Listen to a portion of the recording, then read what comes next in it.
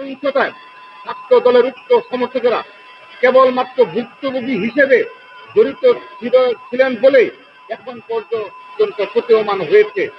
তাদের তিনজনই কুয়েতের সম্মান পুষ্পের নিয়মিত শিক্ষার্থী। যেহেতু কুয়েতে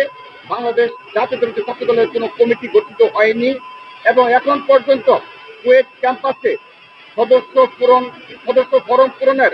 আনুষ্ঠানিক কার্যক্রম ক্যাম্পাসে শুরু হয়নি, সেহেতু তারা তিনজন বাংলাদেশ জাতীয় ছাত্র দলের নিবন্ধিত কর্মীও নন।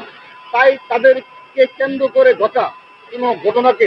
ছাত্র দলের হামলা শীর্ষক ঘটনা হিসেবে প্রচার করা সর্বভাবে মিথ্যা ও উদ্দেশ্য প্রণোদিত একটি কাজ। আর এসব উস্কানিমূলক বেআইনি কার্যক্রমের সাথে যুক্ত প্রায় সকলেই বিগত 28 ডিসেম্বর 2024 তারিখে ঘোষিত বৈষম্য বিরোধী ছাত্র আন্দোলন কমিটির নেতা এবং সেই কমিটির আহ্বায়ক মোহাম্মদ উমর ফারুকী ছাত্র দলের সেই তিনজন সমর্থককে ধর বলে প্রথমে পেরে যান এবং সবাইকে মারধরে একত্রিত করেন। কুয়েত ক্যাম্পাসে বিগত 11 আগস্ট 2024 থেকে প্রশাসনিকভাবে রাজনৈতিক কর্মকাণ্ড নিষিদ্ধ থাকলেও বৈষম্য বিরোধী ছাত্র আন্দোলনের কমিটি ঘোষণার পাশাপাশি বিভিন্ন রাজনৈতিক কার্যক্রম তারা পরিচালনা করে আসছে, যার বিরুদ্ধে কুয়েত প্রশাসনের পক্ষ থেকে কোনো পদক্ষেপ গ্রহণ করা হয়নি। সাধারণ শিক্ষার্থী ব্যানারে কোনো মবও তৈরি হয়নি।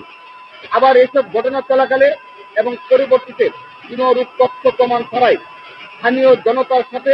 কুয়েত শিক্ষার্থীদের এই ন্যাক্কারজনক সহিংসতাকে কোনো নির্দিষ্ট তথ্য প্রমাণ ছাড়াই সামাজিক যোগাযোগের মাধ্যমে ছাত্র দলের হামলা বলে পুরো ঘটনাটিকে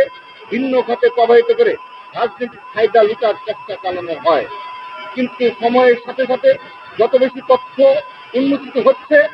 তত আমরা দেখতে পাচ্ছি যে ন্যাক্কারজনক এই ঘটনাটির প্রকৃত সত্যরূপ যেভাবে উপস্থাপন করা হয়েছে তা হতে সম্পূর্ণরূপে ভিন্ন। আমরা মনে করি এই ঘটনার মাধ্যমে আবারও প্রমাণ হলো 24 গণ অভ্যুত্থানের পর বর্তমানে সারা দেশে বাংলাদেশ জাতীয় ছাত্র দলের নেতা কর্মীদের ইতিবাচক কর্ম পরিকল্পনা ও শান্তিপূর্ণ কার্যক্রমের মাধ্যমে যখন বাংলাদেশ জাতীয়তাবাদী আদর্শে অসংখ্য নবীন শিক্ষার্থী আকৃষ্ট হচ্ছে ও রাজনৈতিকভাবে সম্পৃক্ত হচ্ছে, ঠিক তখনই আন্ডারগ্রাউন্ড অপরাজনীতির অতি উৎসাহিত চর্চার মাধ্যমে প্রতিঘাতমূলক নানান যুক্ত কার্যক্রম ও অপপ্রচারকে পুঁজি করে উস্কানি সহিংসতার পথ বেছে নিয়েছে কিছু গুপ্ত সংগঠন ও নিষিদ্ধ ঘোষিত ফেসিবাদী সংগঠন ছাত্রলীগের সন্ত্রাসীরা। নিষিদ্ধ ঘোষিত ফেসিবাদী সংগঠন ছাত্রলীগ যেমন অতীতে সাধারণ শিক্ষার্থীদের নাম ভাঙিয়ে নিজেদের অপকর্মের সাফাই দিত, ঠিক সেভাবেই 5 আগস্ট পরবর্তী সময়ে গুপ্ত সংগঠন শিবির সাধারণ শিক্ষার্থীদের নামকে কলুষিত করছে এবং এই নাম ব্যবহারের মাধ্যমে ক্যাম্পাস সমূহে ভিন্ন রূপে অগণতান্ত্রিক ফেসিবাদী কর্তৃত্ববাদ পুনঃপ্রতিষ্ঠা করার অপচেষ্টায় লিপ্ত রয়েছে। প্রিয় সাংবাদিক ভাই ও বোনেরা, আপনারা জেনে থাকবেন যে গণপ্রজাতন্ত্রী বাংলাদেশের সংবিধানের অনুচ্ছেদ নং 36